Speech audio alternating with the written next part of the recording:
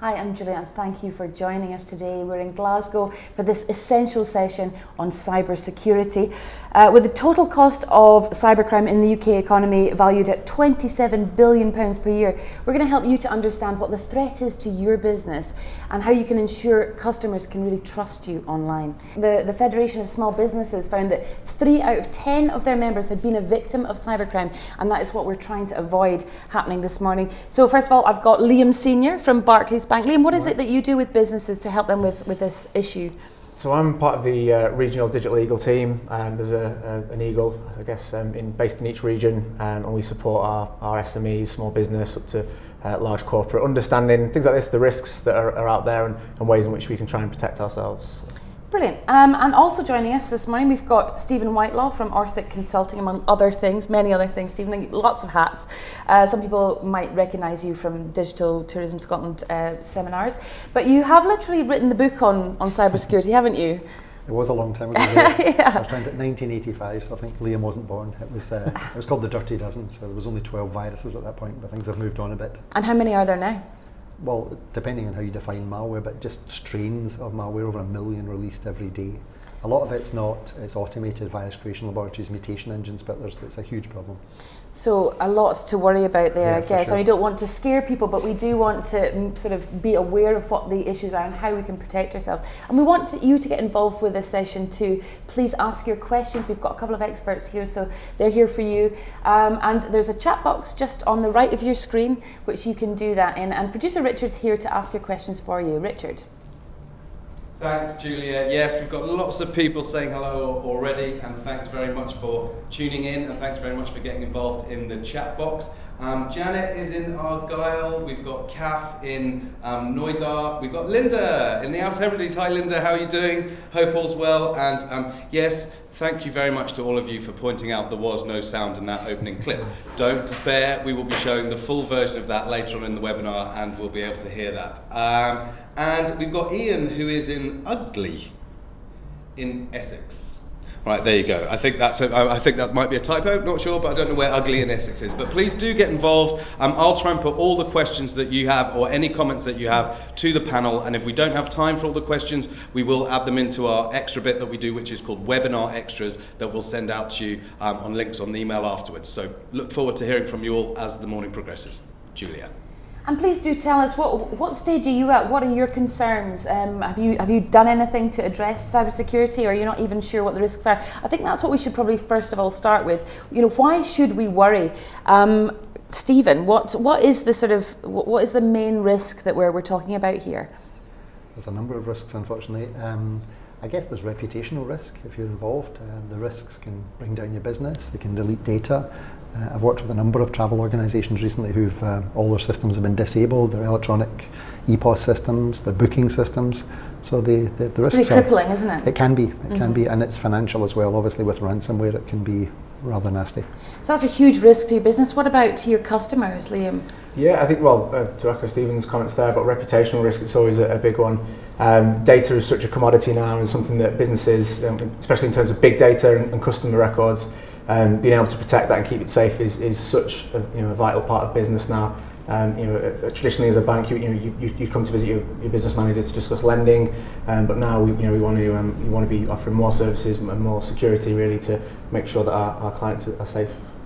And so, who needs to worry? I mean, you talked about working with small, medium-sized enterprises, and really the risk is actually much higher than you would think, because you would think that it would be big companies with loads and loads of data that they would be targeting, but that's not necessarily the case, is it?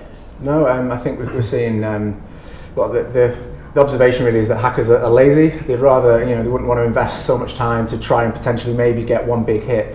They'll probably get a much bigger success rate if they're able to target a number of smaller businesses to collect smaller little paydays that'll meet their needs.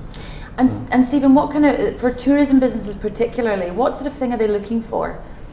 To defend themselves, or what are the hackers looking to try and get from? I think, as Liam said, it can be sort of random as well. You can be spearphished, you can be attacked, but a lot of the attacks are guys writing software to attack millions of organisations. So a lot of people think, I'm a bed and breakfast, why no one's going to attack me? Why do I need to even bother about all these cyber essentials and secure myself?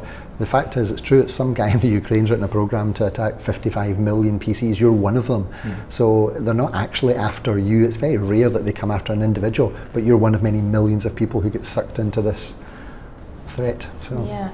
And can you give us an example of a business? You were talking about some businesses who've had their systems wiped. How did that happen? What actually happened to them? There's, again, a number of ways. The most common sort of attack vector really now is still, believe it or not, email. It's the it's the easiest way to get into an organisation.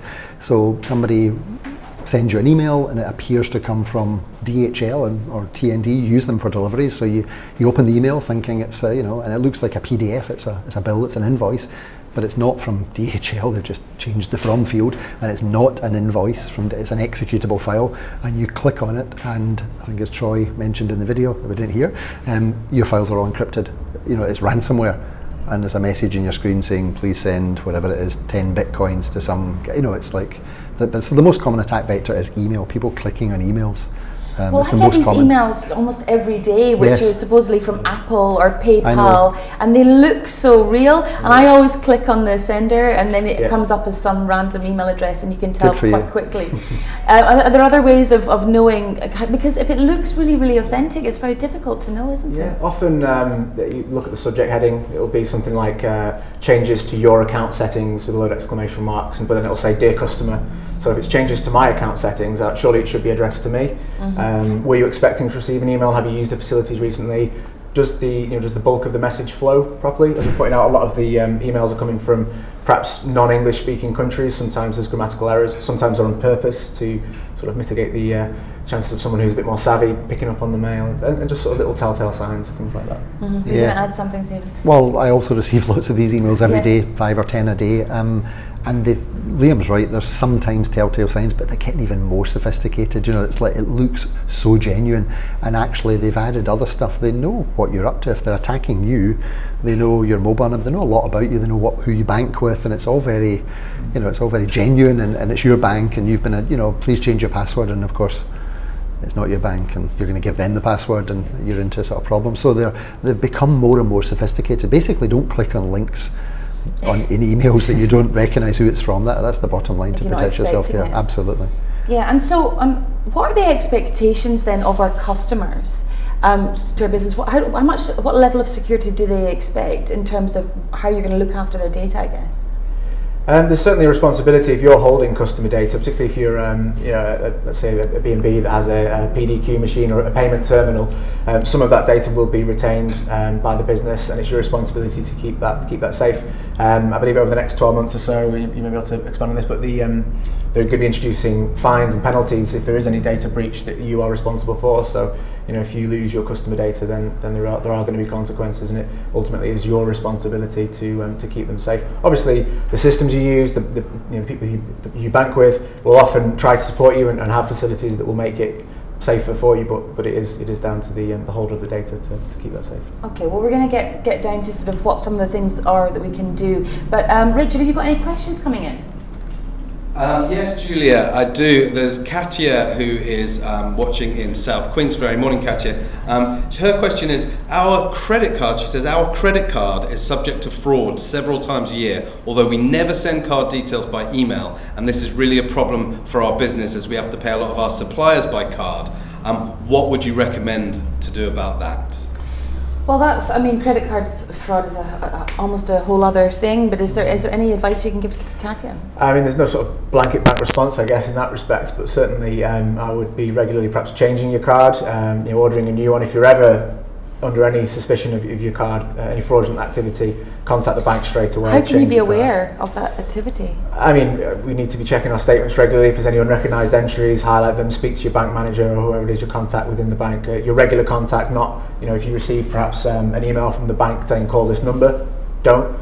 Call the number you usually call, speak to the people you normally speak to. But as we've already established, hackers are getting smarter. The opportunity and technology to enable them to commit fraud is growing, and we're always obviously trying to do our best to defend our clients against that. But there are signs, I guess, that you need to look out for, and to be regularly checking and changing that card if there is any unusual activity and speak to the right people.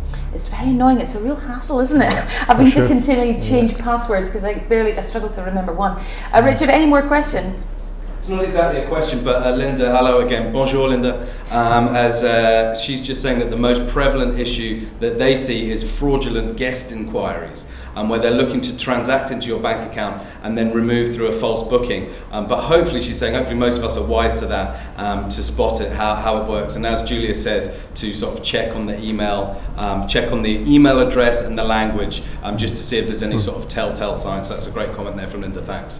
Thanks for that, Linda. That's really interesting. I hadn't even thought of that kind of fraud. Is that something you've come across, Stephen? Yeah, I've seen all these various frauds over the years. I mean, even people buying things online from guest houses and things and hotels and using credit cards online and sort of chargebacks, basically. They're not real, they're fake, but you've sent the goods. And remember, someone can always reach into your bank account to take money out over a short period of time. I think it's 24 hours. Someone pays you. It's not real-time cleared funds, so someone overpays you. So they can do that as well. It's quite scary. But credit card fraud's huge. Obviously, the people who get slaughtered aren't the consumers or the banks. It's the merchants, unfortunately, in the middle who are liable and take the hit on chargebacks. It's a big problem. The Tesco bank fraud recently was people guessing credit cards. Yeah, guessing, because there's only 16 digits, a 4-digit expiry date and the 3 digits in the back. So, but it was like an electronic guessing on many fronts. Quite sophisticated, quite clever idea. I feel a bit frightened. Yeah. The machines are taking over. So Linda talked there about looking for the language, I guess, in the email so that you can spot these customers that aren't really customers. What other tips do you have? For detecting? Yes, what might not be a real genuine genuine customer? Yeah, I mean, it depends who you're buying through. Obviously, the big players like the Amazons and the eBays, the e-commerce, they've got things in place about postcode sectors, postcode regions, countries, to deal with extra verifications, asking for not just a password, maybe secure pay. So it's like 2-factor authentication, asking for another password, because they quite often don't have that. Right. Okay. Well, that's great. Well, I think we should probably move on. Unless you've got many more questions, Richard. Yes, there is I think we are going to be covering this a little bit later, but just Kath Kurd has asked a question here. The question is, as most businesses and most guest information comes in via email, is there a preferred system to protect this customer information when you're a small business? I'm not sure, that might be something we're going to be looking at a bit later on, but that's coming from Kath just now. Preferred system to protect this customer when you're a small business? Well, why don't we just address that right now, seeing as how the questions come in. You're getting customers' details, their data coming in through email. Is there a way of keeping that secure? Because if email is the way that you're being attacked, then presumably that's a weakness. Is it? It's definitely a weakness for sure. I mean, email is open and it's plain text. Anybody can read and intercept emails all along the way, unfortunately. Once the data comes into your organisation, as Liam said, you have a responsibility to protect that, and you should probably put it in, it doesn't matter about a spreadsheet, a database, a CRM system, but encrypt it. More importantly, jumble it all up, encrypt the data. So not if, but when somebody breaks in and steals it all, it's nonsense. It's meaningless data. So when you basically take responsibility for the data when it comes into you, whatever you do with it, you need to make sure you're creating at least one layer of security there. Yes, and is encrypting, is that easy to do? It's relatively easy. I mean, it was very geeky in the past and kind of awkward and techie, but it's relatively easy to password protect things nowadays. So it's just a case of password protecting on your document, and that's if it's a document, it's relatively easy. You can do that. Okay, well that's something simple that we can get our heads around. I can get my head around it, so if I can get my head around it, then anyone can. We'll move on now. I guess we'll talk about the threats a little bit more in detail. So what are the threats? So who are these people that are trying to steal all the data from us, or trying to defraud us? Who are these people? It's a long story. I think in the past, the people that were doing it were sort of bored teenagers and kids in Eastern Europe writing viruses to delete Word files on your desktop. That was in the 80s and the 90s. The people that are doing it now, they want one thing and one thing only: your bank account, money. They're doing it for no other reason. It's not fun, it's not a laugh. They're organisations, they're not quite state sponsored, but it's organised crime, and they're after money, they're after your credit cards, and the lengths they will go to do that are quite extreme. I mean, ransomware is quite sophisticated, and it always shocks me how sophisticated they are, because when they encrypt your hard disk and everything is inaccessible, there's a free phone number, they'll call you back, you can call them, it's 24-hour support, multilingual support, And you think, wait a minute, these guys, who are they? I've got to, and they'll tell you how to make Bitcoins. It's very incredible customer support. And you think, I'm going to give them money. I think Troy said in the video, they normally give you, but how do you know? I'm going to give you all this money. Oh, send us one of the encrypted files. We'll send it back. Oh yeah, that's a picture of my son. I mean, it's the best customer service you could imagine. These guys are on the ball. And So they even it's have organised crime. That's it's what this organised is. crime. I saw one recently. It's not teenagers in bedrooms, which is what you think of when you think of a absolutely hacker. not. No, it's organised crime and very sophisticated, and they're making a lot of money. They buy nothing, they sell nothing, they rent nothing, make nothing, just make money. Yeah. And so we need to try and protect ourselves against these people. Yep. So what are the main weaknesses then, Liam, for an organ? We've talked about email, I guess credit cards, but what the businesses that you're dealing with, what are the issues that you're really having to tackle within those businesses? I think one of the stats that we always share is on average it takes 231 days to know that you've been hacked.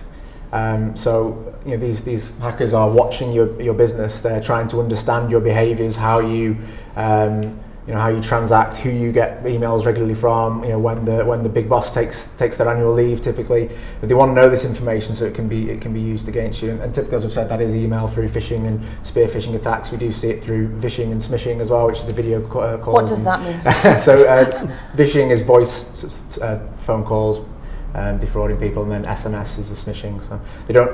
They sound less serious than they are, I think. But so those recorded messages when you call up and it sounds like there's somebody there, but they're not really. Yeah, well, it's so and so calling from your bank. There's been a fraudulent payment. Can you confirm a few details? Right.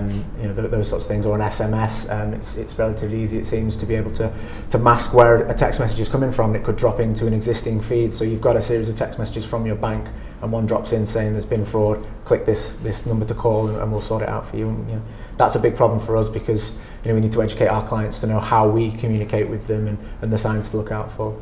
So I guess that would be the advice there is that if you're giving any information that's at all sensitive, be very sure that it's come from who you think it's come from. Yeah. So we've got a risk there. We've got it text, we've got it on our phones, we've got it through our emails. Where else? What are the other weaknesses that we're looking at here where we could be prone to be attacked?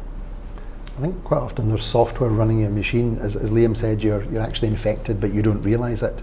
It's malware. There's an incubation period. Nothing's actually happening. It's just watching. It's keylogging. It's just there, and then it's activated. So the software, we'll come on later maybe to antivirus, but you need software to protect yourself. And is that coming through clicking on a link? It could do.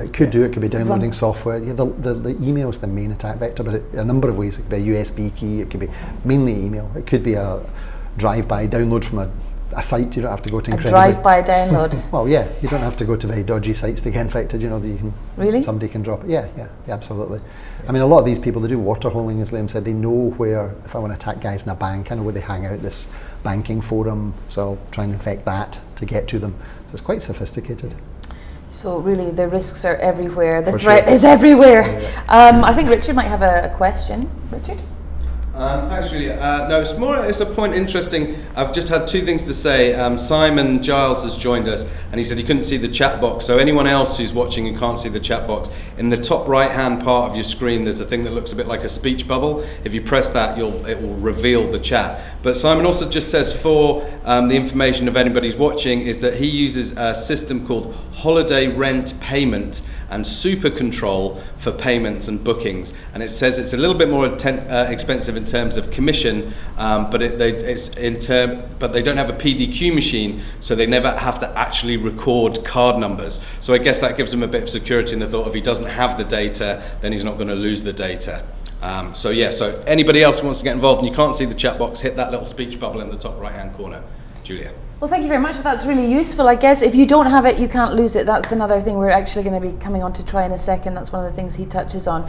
But is that something you think that customers are increasingly going to be looking for? Is their security going to go up the priority list, up there with value for money? Yeah, I think it's very important that your website that people are transacting on is secure. Google look at that as well. So Google look, do you have a certificate? Has it got a little green bar? Is it HTTPS Google? And it goes, oh, you're not bothered? Well, we're not going to care about you. You're down on page 80. So it's a ranking factor. It's not the most important ranking factor, but it is a ranking factor. So if your whole website's secure, very, very few people do it. But there used to be, people didn't do it for a number of reasons, but there's no reason why you shouldn't do it. Google's going to love you. They're going to love you a little bit more. You'll be rising up the rankings, so you get found more and you make more business if you take security seriously. When the consumer visits your site, if it's Americans, tourists coming to your site, 9 out of 10 Americans won't, there's no padlock anymore. They won't buy if they don't see HTTPS, the green bar. It means you are who you say you are. It's quite a technical subject matter, the certificates, but you should have a certificate. Ideally on every page of your website is the dream. You're taking it seriously. These are people from abroad going to send you some money and transacting. And so Americans are really seeing that, they're really responding to that, or not, as the case may be. So how do you actually do that then? How do you get the little green padlock? Well, we've got a little 5-page website and it's just 5 HTML pages, that's fine. A certificate is something you buy, right. and it's a big subject, so there's like little cheap certificates that aren't very good and there's expensive ones, but there's 2 types of certificates that you buy, and it's a file that you put on your server. There's kind of weak ones that are not very good. You can break into them. They're called SHA-2, SHA-2. They're weak certificates. And Google browsers, Chrome and Safari, says, proceed with caution. That's what it says about your website when it finds. So the browsers, you're correct. Yeah. The browsers saying proceed with caution here because this guy doesn't really care. He bought a cheap certificate. Right. It's 128-bit. Whereas SHA-2, that's 256-bit. Hey, this is really secure. In you come. So even the level of the type of certificate you buy, and so that if it's a green bar in the certificate, it means it's called non-repudiation. It means you are who you say you are. Because is this EasyJet, or is it just some kid in his mum's spare bedroom in Russia pretending to be EasyJet? No, it's actually them. It's a green bar, and that's another type of certificate called an EV certificate, extended validation. It costs a little bit more money, but again, you're serious about security. So how much money are we talking here? Well, you can get certificates for nothing. They're free. They're from free. It's like everything in life. They're from free to £200 or £300 maybe for a decent certificate that covers all your. If you've got lots of websites maybe or domains. So that's a one-off payment. No, it's a yearly payment. Okay, all right. Well, I guess if you're taking it seriously, then you have to put your money where your mouth is, don't you? To a certain extent. Well, we were talking there about ransomware a little bit, and we actually spoke to an international digital security expert. He was down in Edinburgh for a conference, and his name's Troy Hunt, and he was in Scotland for this ScotSoft, which is a digital technologies conference. He was the keynote speaker there, and I asked him for his top 3 pieces of advice for tourism businesses in Scotland. Right, my name is Troy Hunt. I am an Australian independent security researcher. So I run a website called Have I Been Pwned, and what Have I Been Pwned does is it aggregates data breaches. So when we see in the news that Dropbox has been hacked, or MySpace, or one of these great big names where there's been data leaked publicly, my site aggregates the data, puts it all in one place, and it lets you search through and figure out if you've been impacted in a data breach. And there's about 1.4 billion records in there at the moment that have been exposed publicly and distributed around the web. So I think probably one of the first things for organisations and individuals alike to think about is how much stuff do you want to digitise? Once you digitise something, there's usually copies of it somewhere or other. It gets very easy for it to spread, very easy for it to be redistributed. So for individuals, probably the canonical example is think about just how intimate do you want your photos to be, because once they're there, they could be redistributed. For businesses, do you really want to have people's birth dates, genders, sexual preferences, religions, things that are actually really sensitive personal information? Because the principle that we try and work to is that you can't lose what you don't have. So if you don't have it and something goes bad, well, at least that's one class of data you're not going to lose. So one of the biggest risks we've got at the moment is ransomware. And ransomware is a variant of malicious software which infects machines and then goes through and encrypts all the files. So imagine you get malware on your machine and it goes and grabs all your Word documents, your Excel documents, all your photos, encrypts them all and says, we need you to give us some Bitcoin, so some cash, and then you'll get the key to unlock it. And these programs are normally run from other countries. They do generally tend to give you the key to unlock your files. It unfortunately works as advertised. So a lot of organisations, both small and big, end up paying thousands, even tens of thousands of dollars after they get infected with ransomware in order to get their files back. And of course the problem with businesses is that it's not just one PC. We tend to have multiple different people with access to file shares and folders and shared information. So you could have one person get infected with ransomware and they're now encrypting the entire company's documents. So the real risk for smaller businesses is that they're often not as well equipped as larger businesses, and they're not as well equipped in terms of do they have good security products, so are they actually running good antivirus products, and certainly that's not the be all and end all as well, particularly these days, but do they have products that can help protect them? Do they have practices that will help protect them? So a lot of smaller businesses run very casually, they don't have dedicated IT support people. So they might have problems such as very broad access rights. Everyone in the company can access everything, which is a problem because one of them gets infected with something and then everything gets locked up. And then they don't usually have as good a process around things like, are you actually doing proper backups? Are you doing version backups so you can roll back to a specific version? Do you have off-site backups? So if anything goes wrong physically on premise, you can actually go and get something from a different geographic location. Look, it's easier today than ever because we've got cloud services that will help you do it. So you can go to a cloud like Microsoft's Azure and you can back your files up into their environment, which gives you the off-premise backup position in case your entire premises gets robbed, burnt down, whatever it may be. And these services now usually come very, very cheap compared to what it used to be, where someone used to come and physically take tapes away from your site. So it's easier than ever, but it's the sort of thing you've got to invest a bit of time in actually getting set up. International digital security expert Troy Hunt there. So guys, he was talking there about three things. One, think about what you digitize. Is that something you say all the time? If you don't have it, you can't lose it. Yeah, and then the risk of ransomware, we spoke about this a little bit earlier on. That's quite frightening to think that really anyone could be held to ransom for their data. And we're talking about the businesses that we've got watching, some of you guys out there, we could be B&Bs, we could be visitor attractions. There's potential for a lot of data there, isn't there? I think if everyone's ears should have pricked up to ransomware, as we mentioned a few times this morning. For me, I think it's a case of thinking, right, well, my data, I'm just holding customer records for my customers who are perhaps staying at the premises or visiting. I don't understand how that's going to be valuable to a hacker. But if it's ransomware, it doesn't need to be valuable to the hacker. If it's valuable to you and it can be held to ransom, then that's when you're going to want to pay. That's the big thing. So again, if you're not retaining that information, then it can't be held to ransom. Yeah, so it goes beyond just looking for those bank account details, which obviously they're looking to get money from you, but it's anything of value as well. And if that information or your files, your whole business is on a computer, then if it's anything you can't do business without, then you could it can be held to ransom. Be a risk of losing that. And then also you're talking about backing up as well, and that's a big thing, isn't it? That's one of the main things you can do. I think we'll probably talk about that a little bit more when we're talking about the practical steps you can take, but we can't say it enough, can we? No. I think with ransomware especially, because the encryption they use is it's almost military grade encryption. You're not going to guess the password. You can forget it. Then you're not going to discover it. And there's a timer ticking as well, so it's quite worrying. The Dutch police have created a wonderful site called noransom.org, and they've found cures for about 7 or 8 of the main ransomware programs. So absolutely worth knowing about that site called noransom.org. It's a wonderful site, and they've got cures for about 7 out of 100. It's not that many, but it's something. Well, hopefully we're going to protect ourselves, so we don't need a cure. We're going to have and Troy Hunt's website, that's haveibeenpawned.com.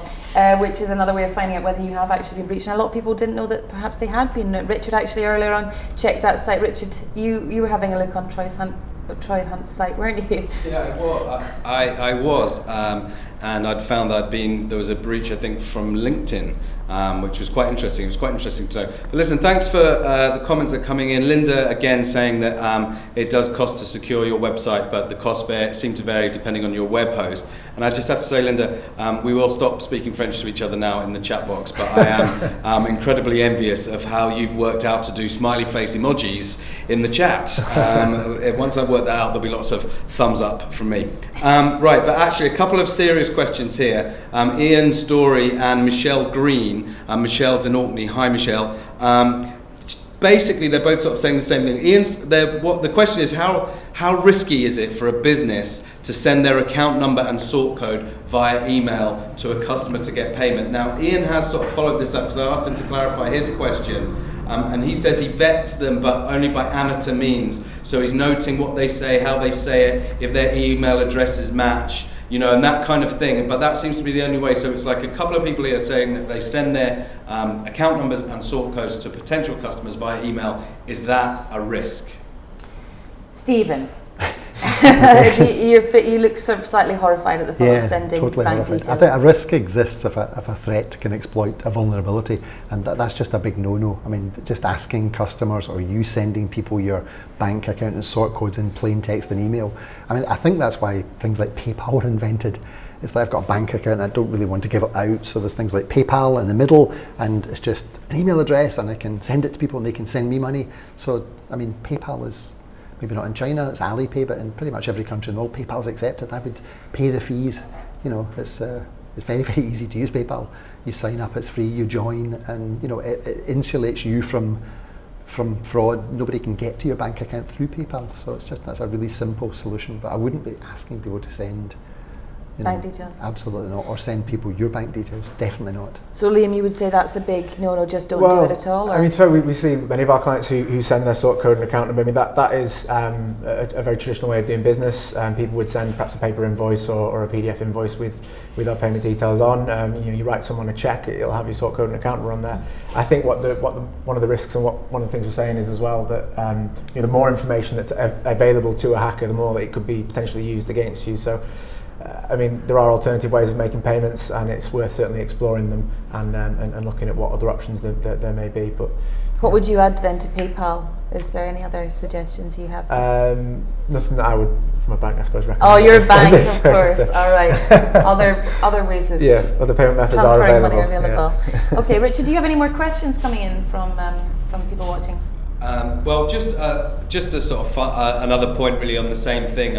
Kath's just wondering, what if you're sending a booking form? But I think we kind of covered this with the check and stuff, but what if you're sending a booking form on a Word document and that's got your bank details on it, got bank info on it, or your website details. So the same sort of thing, bank details on a Word document that you're sending to clients. Again, probably the same risks, Julia. Yeah, what are the differences there between it being in the body of the email? Is there a difference, or being in a PDF or being in a Word document? Does it make a difference? I suppose if your system has been breached, they potentially can see everything. So it could be in a note file, it could be in a Word document, it could be in a PDF, an email, but they can see it. I suppose it depends on. It's more about securing your systems as a whole, putting that defence up, and that first line of defence, that wall of an antivirus software, being able to scan a document, scan attachments.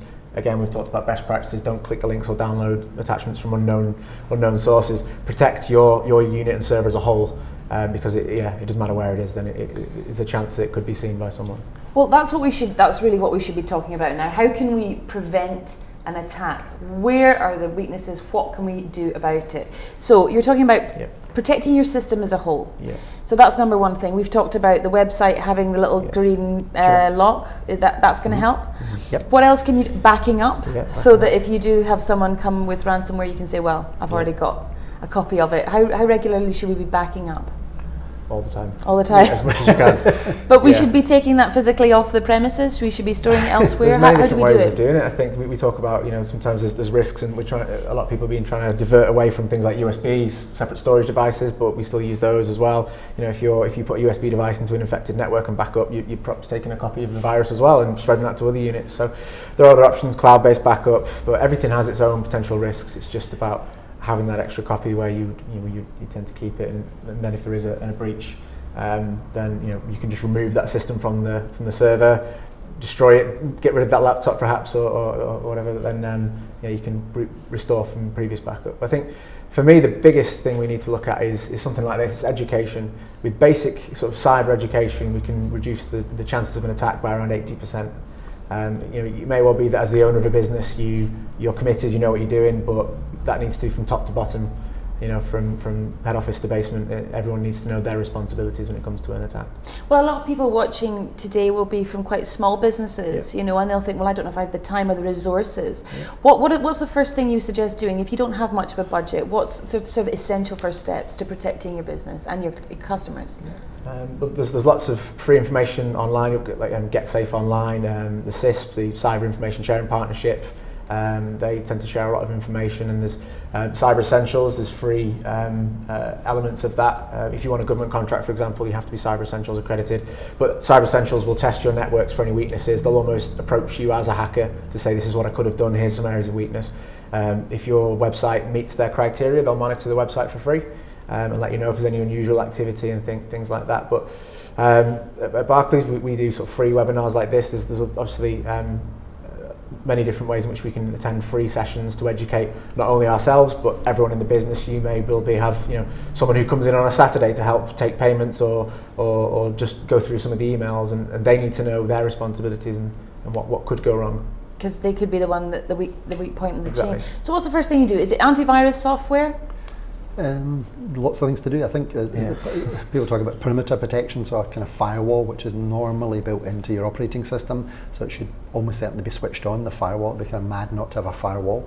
And yeah, some sort of... How do you do that? It should be on by default if you've got a Windows. It should be on by default. It would be very odd if it's been switched off. Okay. If you go into security and settings, it would be very, very unusual not to have a firewall switched on. So you have a firewall switched on. There's different levels of firewall, but the basic one in the operating system is good. They're good now. And as Liam said, some sort of antivirus software. There's lots of antivirus solutions. You talked earlier on about backup. It is the single most important thing you can do to protect against pretty much fire, flood, theft, malware, everything. Although the backups can get infected, so there's a whole methodology. Yeah, maybe USB keys. There's the cloud, as you talked about, but some sort of maybe an off-site backup. That's fire, flood, theft. But backup is so important. It's so boring. It's so uninteresting. No one wants to do it. It doesn't make you money. Doesn't save you money. It's just dull and uninteresting. Nobody does it. It's but it could save your business. Yeah, I've seen businesses, people on their knees crying and I thought, you obviously didn't value your business. There's one part of me inside saying, because you never did backup, and the other part of me is crying and thinking, oh, this is awful, this is a business been destroyed. A backup, even if it's a little remote, So antivirus is important, firewall's important, but there's so many... Sorry, just to stop you there, but you can get free antivirus software. Is that still going to do the job, or do you really need to spend money? There's lots of good solutions. Again, it's like everything else, you spend money. There's tons of good free antivirus software products. A lot of people on Mac think we don't get viruses.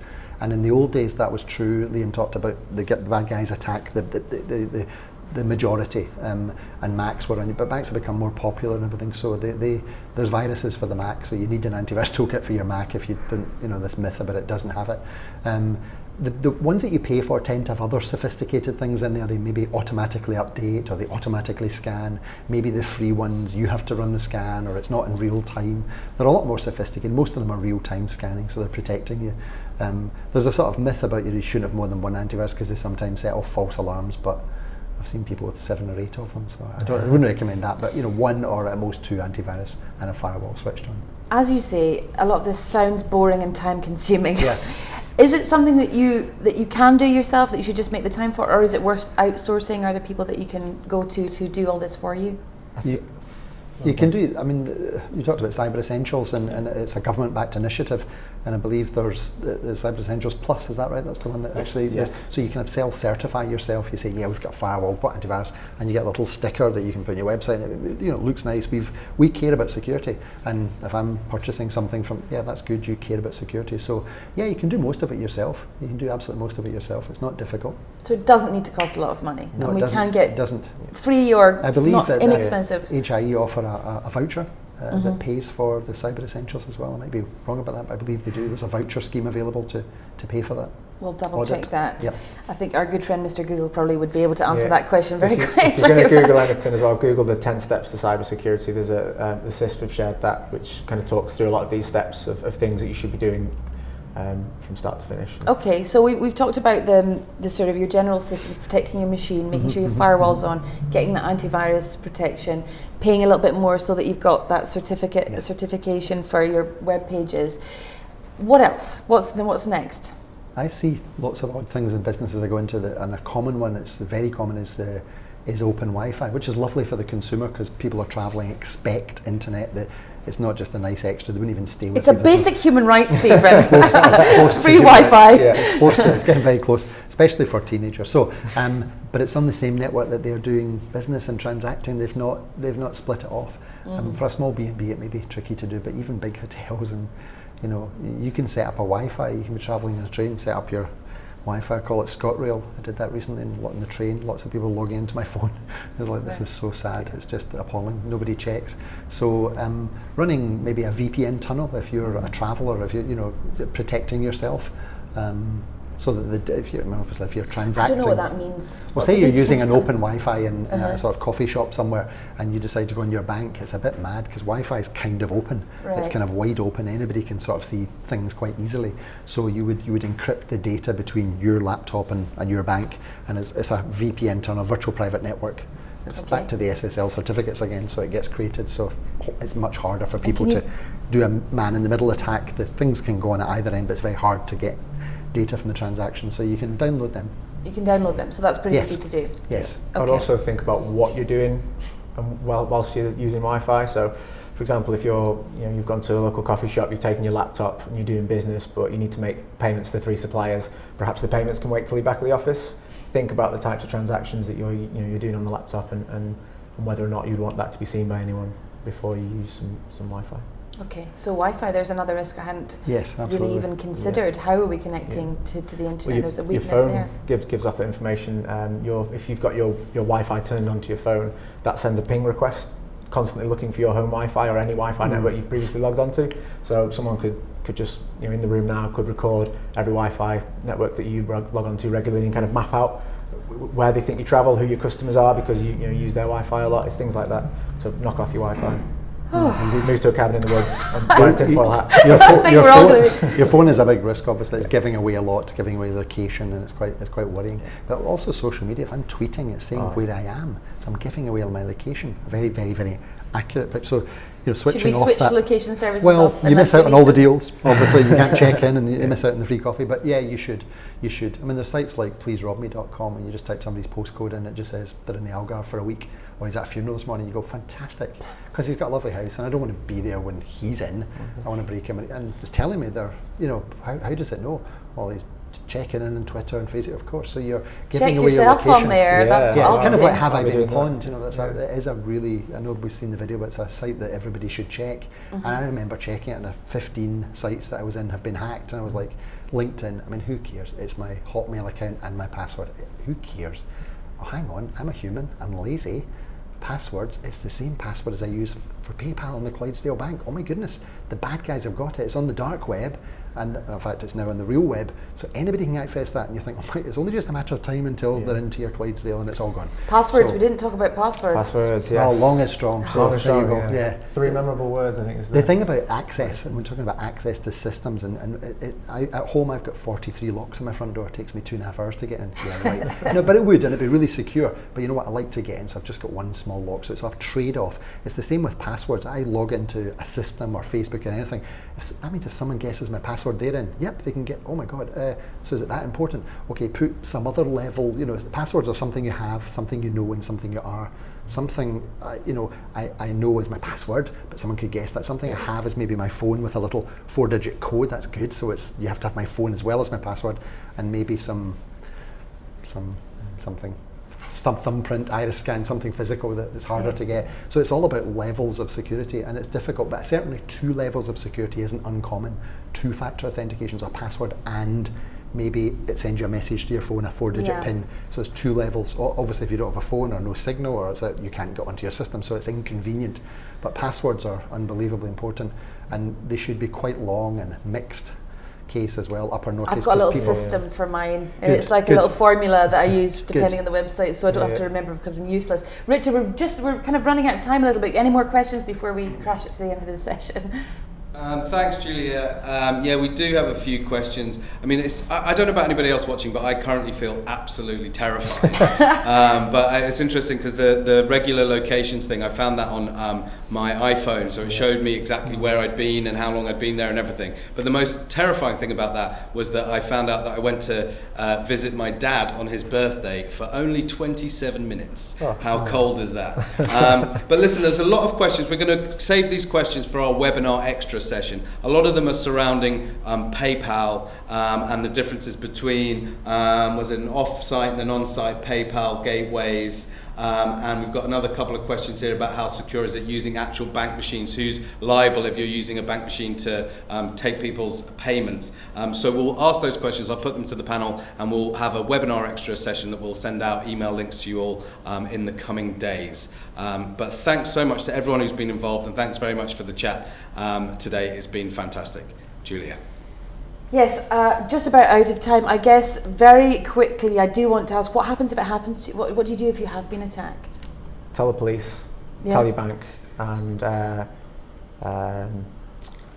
a fraud website which has now escaped me. Oh, actionfraud.police.gov.uk, or a combination of those. Yes, let them know, and we can put it into action as soon as we can, and try and do what we can to. Yeah, exactly. I think don't panic immediately. Oh, now you say don't panic after 45 minutes of inducing panic. And then dig your backup out.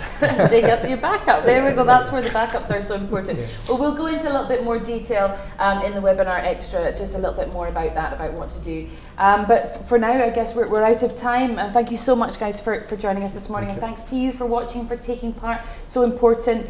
We want to really get your questions answered. So we're going to do that once we come off air. So thanks to Liam Senior from Barclays and to Stephen Whitelaw from Orthic Consulting, among other things. And thanks to you for watching. As ever, the full webinar, as well as the shorter highlights, as well as the webinar extra, where we're going to answer these questions in just a few minutes' time, will be available in the coming days. You can also go on that will be on the High YouTube channel. So it's High Communications, but we'll send out a link to you, so don't worry, you don't need to remember that. That'll be up there. There's lots of all the other webinars are all up there, as well as previous highlights and webinar extras, so go on and check those out if you missed previous sessions. Next week we're going to be talking about gamification and apps, really increasingly important part of how customers are engaging with your business, so make sure you tune in for that one. But for now, I've been Julia Sutherland. Thank you so much for taking part. We'll see you next time.